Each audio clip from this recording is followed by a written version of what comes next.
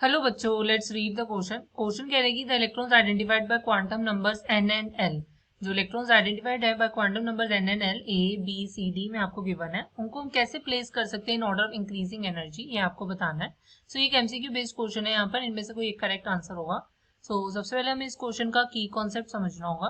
की कॉन्सेप्ट लाई करेगा कि हमारे पास क्या होता है, एक n+l रूल होता है। हमारे पास एक n+l रूल होता है, वो आपका बेसिकली एनर्जी से रिलेटेड होता है। वो कहता है कि जिसके लिए n+l की वैल्यू मोर होगी, राइट, उसके लिए हमारे पास जो एनर्जी होगी वो भी आपकी क्या होगी, मोर होगी।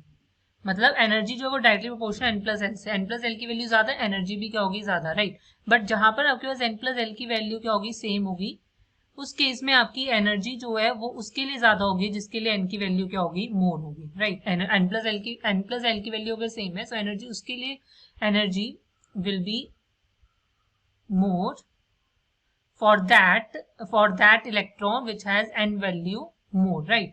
so यहां से हम क्या समझ सकते हैं कि हमारे पास देखो a में क्या है, n4 है, l1 है। so यहाँ पर n+l की वैल्यू क्या होगी, 5। b मेरे पास क्या है, n4 है, l आपका 0 है। सो ये मेरे पास क्या हो जाएगा, 4, राइट। अगर मैं यहाँ पर नेक्स्ट आपके पास मूव करती हूँ, सो नेक्स्ट हम यहाँ देखते हैं आपके पास क्या है, this is for b। Now we talk about c and d। So c and d के लिए क्या है, n is equals to 3, l is equals to 2। So n+l की वैल्यू क्या हो गई है, 5।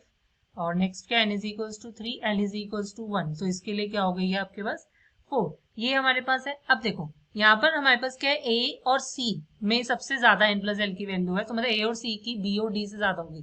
बट इन दोनों में कैसे कंपेयर करेंगे, जिसकी n की वैल्यू ज्यादा। सो मेरे पास a में n की वैल्यू ज्यादा है, तो मतलब a की सबसे ज्यादा होगी, फिर c तो आपका आएगा ही। अब b और d की होंगी, दोनों की इक्वल है, बट b और d में आपकी फिर अगेन b की ज्यादा हो जाएगी, बिकॉज उसकी ज्यादा है, उसकी n की वैल्यू ज्यादा है। सो ऑप्शन क्या होगा, ए C B D.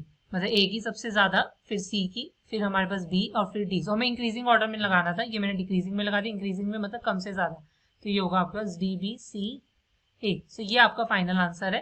That is option B आपका यहाँ से क्या होगा, करेक्ट होगा। Hope you understand it well. Best of luck, thank you.